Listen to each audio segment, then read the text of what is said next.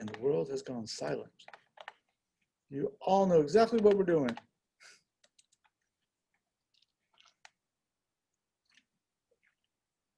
All right. I'll go back over this and add some more stuff on Wednesday.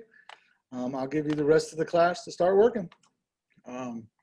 This does take time to do it right. So don't try to do it in the last minute, because shaping those letters and doing all that to have it turn out well takes time. Choose 3 objects. Not that, that wasn't what I was trying to click on. Choose 3 objects, different objects. And if you Google death by typography, I'll create a new window.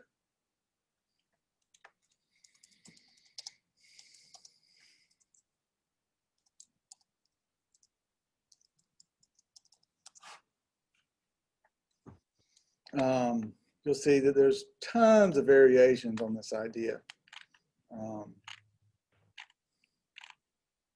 And I mean, I like that one. That was kind of neat. That's just using the masking tool. It's pretty easy. The anatomy of the letter. It's made up of skull and crossbones. This is a good example of kerning. See how the Q moves into the T. All the text becomes interrelated. It was a horrible movie, but it was kind of a cool poster. This is an interesting piece. I've seen stuff like this. There's WYSIWYGs now, where you can just have a whole bunch of words, and it'll create this for you, and then you can incorporate it in your piece. So that's one of the concerns nowadays, is that there's so many just things that you can just type in a series of words, and it'll randomly choose fonts and put it at different sizes to create pieces like this. At one time, this was some of the coolest posters. Ooh, that's cool. I like that. That's a hand-drawn text.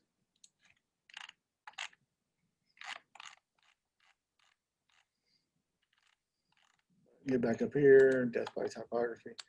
Let's see, there might be. So there's creative guns, and then people have used to create other guns. It's a rabbit hole. Whenever I start looking at these things, I just get stuck in a rabbit hole and start,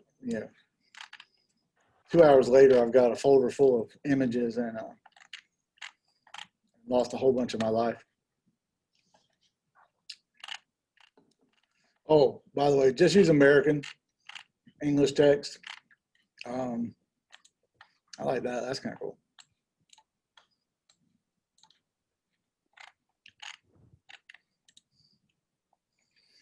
So this is, when we start looking at some of this text is too small.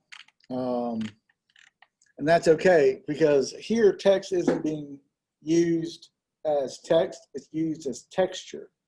So the goal isn't for you to read every word. You could zoom in if you had a big enough image or a real poster. You could get in there with a magnifying glass and read all the stuff. And that becomes interesting, because then the artist could have hidden messages and that kind of thing in there. But also it's just, here it's just creating texture, like hatching or cross hatching, as opposed to using lines, the text. So the choice of letters, the size of the word, and the length of the word affects the decision making. So, but this thing kind of fun. Variations on a theme, it's just different typefaces. So, all right, but we have a class in typography, so I don't get too much in the typography of this. All right. All right, if nobody has any questions, I will set you free to start working on this. I will linger in here until 11. If you have any questions or problems, if you come up with any questions or problems, we'll be back in here. Yes. I'm about to say, Professor Chisholm, I have one. On one of the first 3 examples, the letters were actually following the outline of the path. I believe that M on the first one that you did, or are we gonna have to draw? You see on the W after awesome, the W in awesome, how it goes up with the iron sight of the gun on the first example. Here. Up, up, This one. up. The one with the beige background, Yeah, I see it the also, blue lettering. and the Uh-huh. goes up. The Down here, the W and awesome. Mm, yes, that's an artistic yes. choice. Is how was that done? Oh, that was all you Okay. have to do is if you went into Photoshop and let's take the we'll do the same thing here. Say, all right. I'm just not holding down the shift key long enough. All right, so let's say awesome is the word I want to use. Now I could go in, there's a couple ways. I could literally just use a paintbrush and make it bigger. I could wait a half hour while this little spinning thing. I could come over here and I could rasterize the type. And then I can come over here and select the W.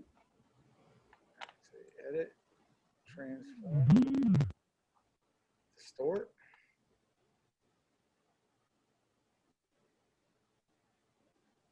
That. And then I can come in here, say deselect. Okay. Distort, Okay. bring it back down.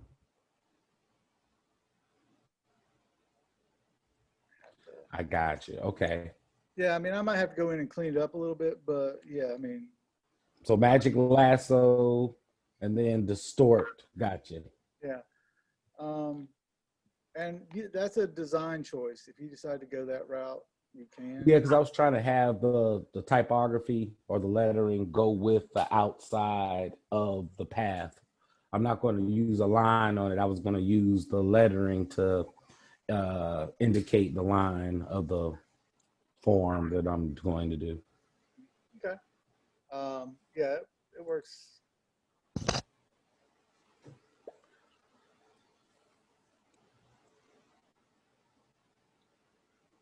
Oh, wrong thing.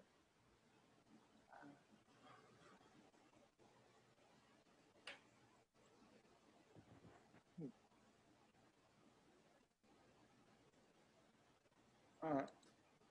Okay. Well, as long as y'all got that, that's Mhm. the eraser tool. Appreciate you. Oh, no problem.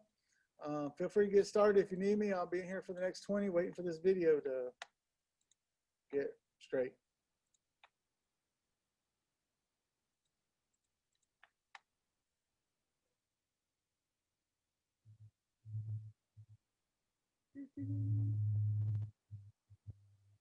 All right. All right. Yeah, I did it. It's sloppy, but whatever. I would use the polygon lasso and just go in and clean that up.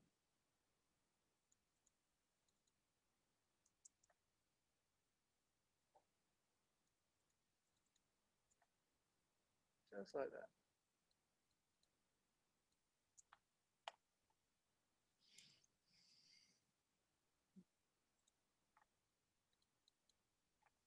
All right, I'm gonna stop the Zoom so I can get these videos downloading, and then I'll start it back up.